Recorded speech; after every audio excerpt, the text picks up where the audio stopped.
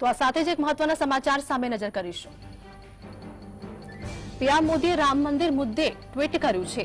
એક મહત્વના સમાચાર જે પ્રમાણે વાત કરીએ કે પીએમ મોદી દ્વારા ટ્વીટ કરવામાં આવ્યું, રામ મંદિર અંગે ટ્વીટ કરવામાં આવી છે। અયોધ્યામાં રામલલ્લાની પ્રાણ પ્રતિષ્ઠાની માત્ર 11 દિવસ બાકી છે, ત્યારે પીએમ મોદી દ્વારા ટ્વીટ કરવામાં આવ્યું છે। કહ્યું કે મારું સૌભાગ્ય છે કે હું પુણ્ય અવસરનો સાક્ષી બનીશ। આ સાથે જ પીએમ મોદીએ ટ્વીટ કર્યું છે। પીએમ મોદી દ્વારા રામ મંદિરને લઈને ટ્વીટ કરવામાં આવ્યું છે। તેઓ કહ્યું કે હું સૌભાગ્ય છું। તો આ સાથે જ કહ્યું કે અયોધ્યામાં રામલલ્લાની જે પ્રમાણે પ્રાણ પ્રતિષ્ઠાને માત્ર 11 દિવસ બાકી છે। પીએમ નરેન્દ્ર મોદી દ્વારા એક્સ પર ટ્વીટ કરવામાં આવ્યું, મારું સૌભાગ્ય છે કે હું પુણ્ય અવસરને સાક્ષી બનીશ। सियावर रामचंद्र की जय। मेरे प्यारे देशवासियों, राम राम। जीवन के कुछ क्षण ईश्वरीय आशीर्वाद की वजह से ही यथार्थ में बदलते हैं। आज हम सभी भारतीयों के लिए, दुनिया भर में फैले राम भक्तों के लिए ऐसा ही पवित्र अवसर है। हर तरफ प्रभु श्री राम की भक्ति का अद्भुत वातावरण, चारों दिशाओं में राम नाम की धुन, राम भजनों की अद्भुत सौंदर्य माधुरी। हर किसी को इंतजार है 22 जनवरी का, उस ऐतिहासिक पवित्र पल का। और अब अयोध्या में रामलला की प्राण प्रतिष्ठा में केवल 11 दिन ही बचे हैं। मेरा सौभाग्य है कि मुझे भी इस पुण्य अवसर का साक्षी बनने का अवसर मिल रहा है। ये मेरे लिए कल्पनातीत अनुभूतियों का समय है। मैं भावुक हूं, भाव विह्वल हूं। मैं पहली बार जीवन में इस तरह के मनोभाव से गुजर रहा हूं। मैं एक अलग ही भाव भक्ति की अनुभूति कर रहा हूं। मेरे अंतर मन की ये भाव यात्रा मेरे लिए अभिव्यक्ति का नहीं, अनुभूति का अवसर है। चाहते हुए भी मैं इसकी गहनता, व्यापकता और तीव्रता को शब्दों में बांध नहीं पा रहा हूं। आप भी भली भांति मेरी स्थिति समझ सकते हैं। जिस स्वप्न को अनेकों पीढ़ियों ने वर्षों तक एक संकल्प की तरह अपने हृदय में जिया, मुझे उसकी सिद्धि के समय उपस्थित होने का सौभाग्य मिला है। प्रभु ने मुझे सभी भारतवासियों का प्रतिनिधित्व करने का निमित्त बनाया है। निमित्त मात्रम भव सव्य साचिन। ये एक बहुत बड़ी जिम्मेदारी है। जैसा हमारे शास्त्रों में भी कहा गया है, हमें ईश्वर के यज्ञ के लिए, आराधना के लिए स्वयं में भी दैवीय चेतना जागृत करनी होती है। इसके लिए शास्त्रों में व्रत और कठोर नियम बताए गए हैं, जिन्हें प्राण प्रतिष्ठा से पहले पालन करना होता है। इसलिए आध्यात्मिक यात्रा की कुछ तपस्वी आत्माओं और महापुरुषों से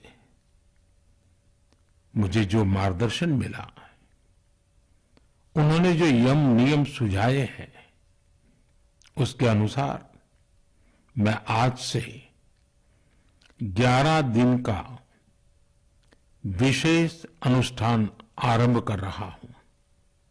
इस पवित्र अवसर पर मैं परमात्मा के श्री चरणों में प्रार्थना करता हूं, ऋषियों, मुनियों, तपस्वियों का पुण्य स्मरण करता हूं और जनता जनार्दन जो ईश्वर का रूप है, उनसे प्रार्थना करता हूं कि आप मुझे आशीर्वाद दें, ताकि मन से, वचन से, कर्म से मेरी तरफ से कोई कमी ना रहे। साथियों, मेरा ये सौभाग्य है कि 11 दिन के अपने अनुष्ठान का आरंभ मैं नासिक धाम पंचवटी से कर रहा हूं। पंचवटी वो पावन धरा है जहां प्रभु श्री राम ने काफी समय बिताया था। और आज मेरे लिए एक सुखद संयोग ये भी है कि आज स्वामी विवेकानंद जी की जन्म जयंती है। ये स्वामी विवेकानंद जी तो थे जिन्होंने हजारों वर्षों से आक्रांतित भारत की आत्मा को झकझोरा था। आज वही आत्मविश्वास भव्य राम मंदिर के रूप में हमारी पहचान बनकर सबके सामने है। और सोने पर सुहागा देखिए, आज माता जीजाबाई जी की जन्म जयंती है। माता जीजाबाई जिन्होंने छत्रपति शिवाजी महाराज के रूप में एक महामानव को जन्म दिया था। आज हम अपने भारत को जिस अक्षुण्ण रूप में देख रहे हैं, इसमें माता जीजाबाई जी का बहुत बड़ा योगदान है। और साथियों, जब मैं माता जीजाबाई का पुण्य स्मरण कर रहा हूं तो सहज रूप से मुझे अपनी मां की याद आना बहुत स्वाभाविक है।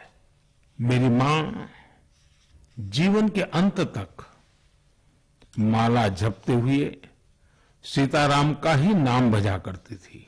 साथियों, प्राण प्रतिष्ठा की मंगल घड़ी, चराचर सृष्टि का वो चैतन्य पल, आध्यात्मिक अनुभूति का वो अवसर, गर्भगृह में उस पल क्या कुछ नहीं होगा। साथियों, शरीर के रूप में तो मैं उस पवित्र पल का साक्षी बनूंगा ही, लेकिन मेरे मन में, मेरे हृदय के हर स्पंदन में 140 करोड़ भारतीय मेरे साथ होंगे। आप मेरे साथ होंगे, हर राम भक्त मेरे साथ होगा और वो चैतन्य पल हम सबकी साझी अनुभूति होगी। मैं अपने साथ राम मंदिर के लिए अपने जीवन को समर्पित करने वाले अनगिनत व्यक्तित्वों की प्रेरणा लेकर जाऊंगा। त्याग तपस्या की वो मूर्तियां, 500 साल का धैर्य, दीर्घ धैर्य का वो काल, अनगिनत त्याग और तपस्या की घटनाएं, दानियों की, बलिदानियों की गाथाएं, कितने ही लोग हैं जिनके नाम तक कोई नहीं जानता, लेकिन जिनके जीवन का एकमात्र ध्येय रहा है भव्य राम मंदिर का निर्माण। ऐसे असंख्य लोगों की स्मृतियां मेरे साथ होगी। जब 140 करोड़ देशवासी उस पल में मन से मेरे साथ जुड़ जाएंगे और जब मैं आपकी ऊर्जा को साथ लेकर गर्भगृह में प्रवेश करूंगा तो मुझे भी एहसास होगा कि मैं अकेला नहीं, आप सब भी मेरे साथ हैं। साथियों, ये 11 दिन व्यक्तिगत रूप से मेरे यम नियम तो है ही, लेकिन मेरे भाव विश्व में आप सब समाहित है। मेरी प्रार्थना है कि आप भी मन से मेरे साथ जुड़े रहें। रामलला के चरणों में मैं आपके भावों को भी उसी भाव से अर्पित करूंगा जो भाव मेरे भीतर उमड़ रहे हैं। साथियों, हम सब इस सत्य को जानते हैं कि ईश्वर निराकार है, लेकिन ईश्वर साकार रूप में भी हमारी आध्यात्मिक यात्रा को बल देते हैं। जनता जनार्दन में ईश्वर का रूप होता है, ये मैंने साक्षात देखा है, महसूस किया है। लेकिन जब ईश्वर रूपी वही जनता शब्दों में अपनी भावनाएं प्रकट करती है